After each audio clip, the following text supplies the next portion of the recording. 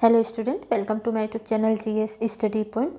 चलिए हमारी जो भारतीय दर्शन की क्लास चल रही है उसी को आगे बढ़ाते हैं, जिसमें आज हम जो है जैन दर्शन को डिस्कस करेंगे। इससे पहले हमने जो है भारतीय दर्शन में देख लिया था कि जो भारतीय दर्शन है उसको दो रूप में बांट के देखा गया है, एक आपके आस्तिक दर्शन और एक नास्तिक दर्शन। आस्तिक दर्शन में मैंने आपको पहले भी बताया था कि जो वेदों की प्रामाणिकता को स्वीकार करते हैं वो आस्तिक दर्शन के अंतर्गत आते हैं, और जो वेदों की प्रामाणिकता को स्वीकार नहीं करते हैं उनको जो है नास्तिक दर्शन के अंतर्गत रखा जाता है।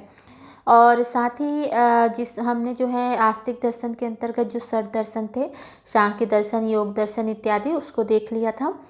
और इससे पहले नास्तिक दर्शन में हमने जो है बौद्ध दर्शन को देखा था।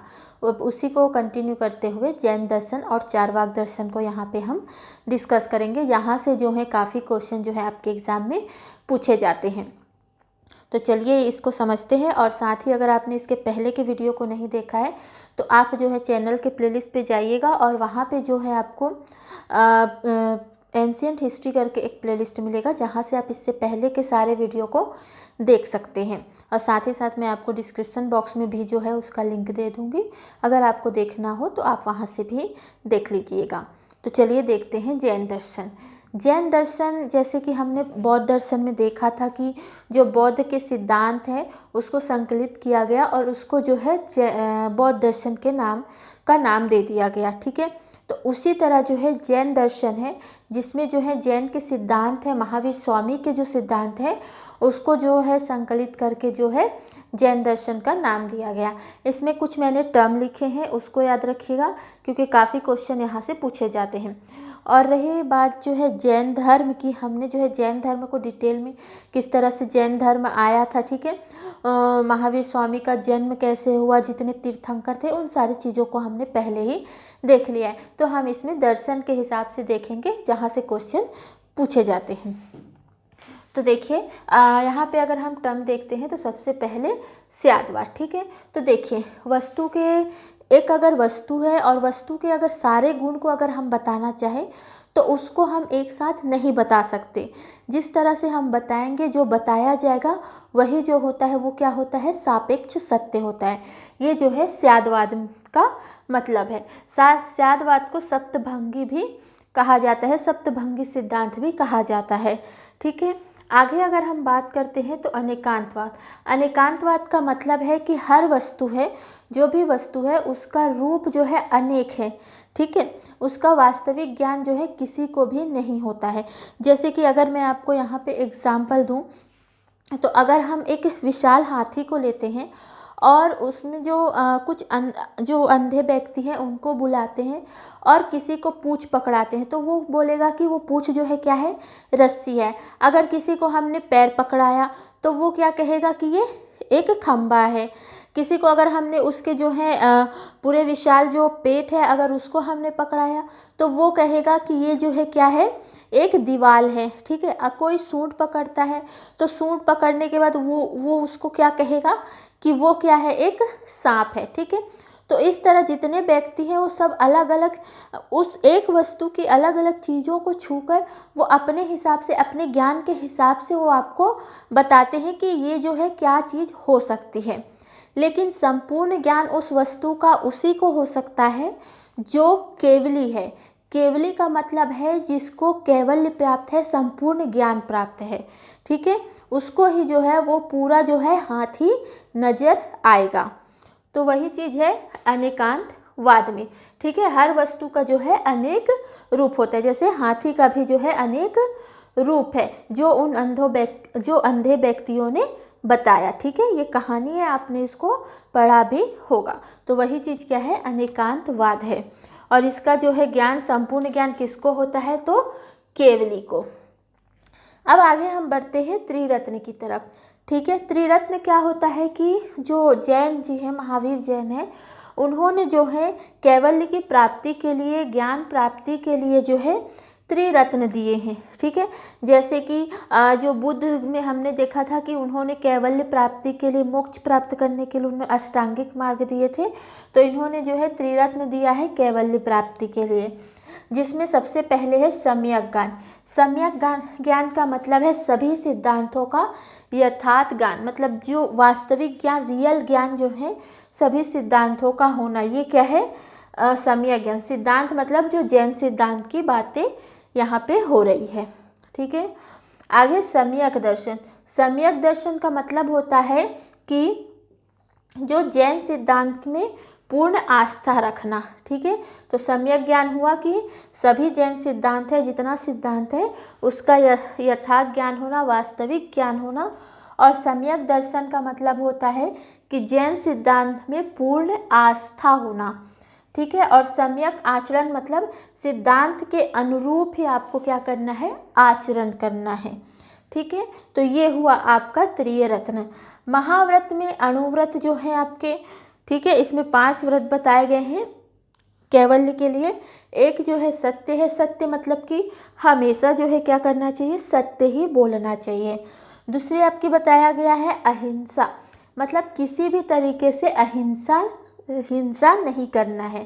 ठीक है, मतलब कोई भी मार धाड़ काट पीट ये सारी चीज़ें जो है नहीं करनी है।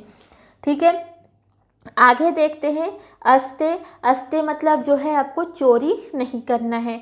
अपरिग्रह मतलब धन का जो है संकेंद्रण, जो है धन को इकट्ठा जो है नहीं करना है। आगे ब्रह्मचर्य मतलब जितने भी दुराचार हैं उससे क्या रहना है, दूर रहना है। ये जो है जैन के महाव्रत में बताए गए हैं। ठीक है, जिसको अणुव्रत भी कहा जाता है। आगे अगर हम बात करते हैं तो समाधि मरण की। समाधि मरण वो होते हैं ऐसे जो साधु होते हैं या ऐसे व्यक्ति होते हैं जो भोजन को त्याग करके पूरी तरीके से समाधि में बैठ जाते हैं और मृत्यु का इंतजार करते हैं। ठीक है, तो ये होता है समाधिकरण।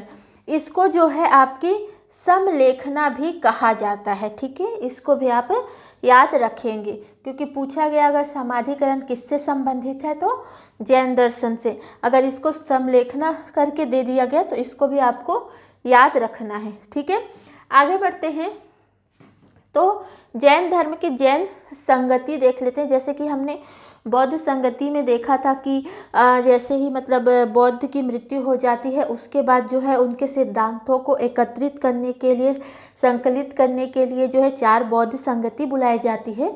उसी तरह जो है महावीर के सिद्धांतों को संकलित करने के लिए जो है संगति बुलाई जाती है। संगति मीन्स सभा, मीटिंग।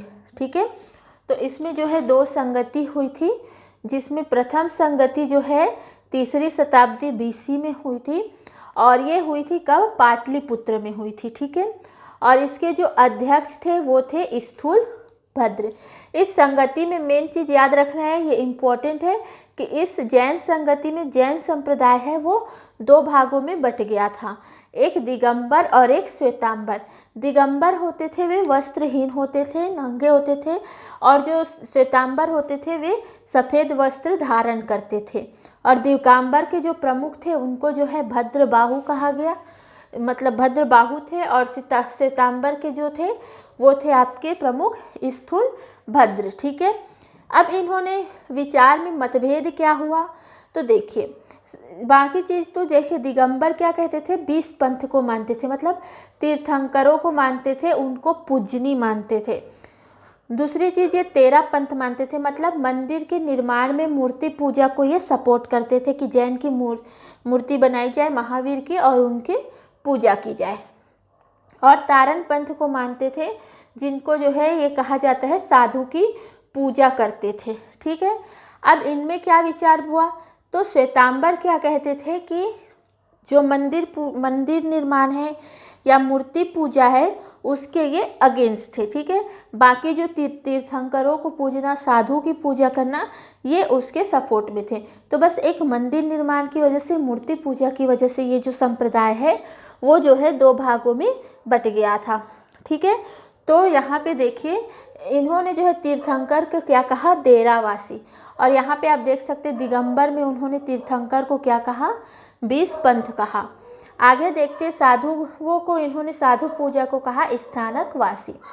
अब यहाँ पे एक टर्म याद रखिएगा, आगम, यहाँ से एक टर्म निकला था। आगम है क्या? आगम जो है आपके जैन साहित्य है, ठीक है। जैन साहित्य का मतलब इसमें क्या किया गया है कि जितने तीर्थंकर के उपदेश हैं, ठीक है, तीर्थंकरों ने जो जो उपदेश दिए हैं उसका क्या किया गया है, एक लिखित संकलन तैयार किया गया है। आगे यहाँ पे देखते हैं तो द्वितीय संगति, द्वितीय संगति जो हुई थी वो 512 BC में हुई थी। और ये कहाँ हुई थी? तो वल्लभी में हुई थी, गुजरात में जो स्थित है।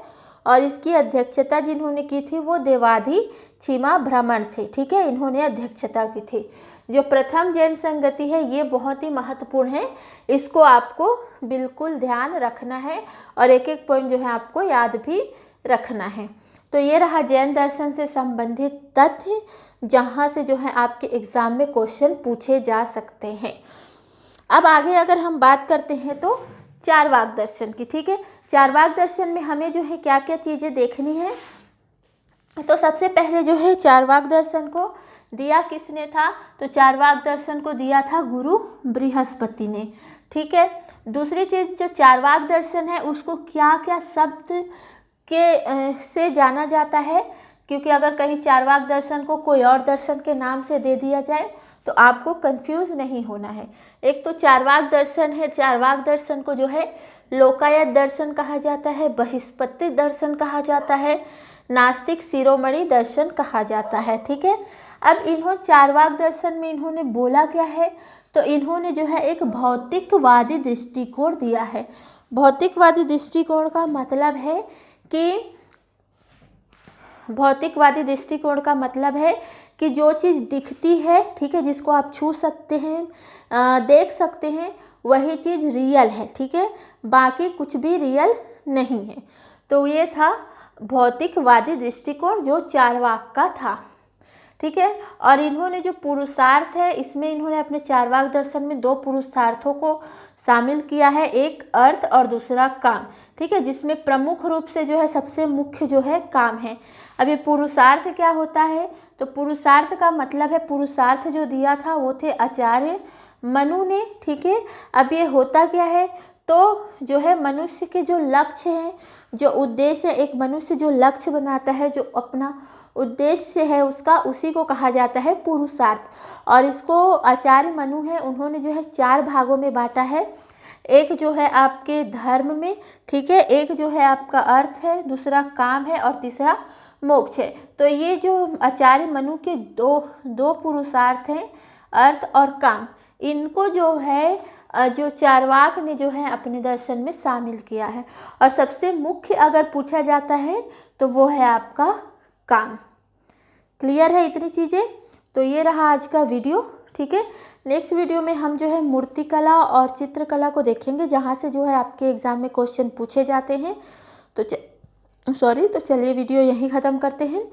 वीडियो पसंद आता है तो वीडियो को लाइक ज़रूर कीजिएगा, ठीक है, और कमेंट करके ज़रूर बताइएगा कि आपको वीडियो कैसा लगा। और साथ ही साथ अपने दोस्तों के साथ भी इसको शेयर कीजिएगा। और अगर आप चैनल पर नए हैं तो चैनल को ज़रूर सब्सक्राइब कर दीजिएगा, क्योंकि आपके लाइक और कमेंट ही हैं जो मुझे मोटिवेट रखते हैं। तो चलिए, थैंक यू फॉर वॉचिंग।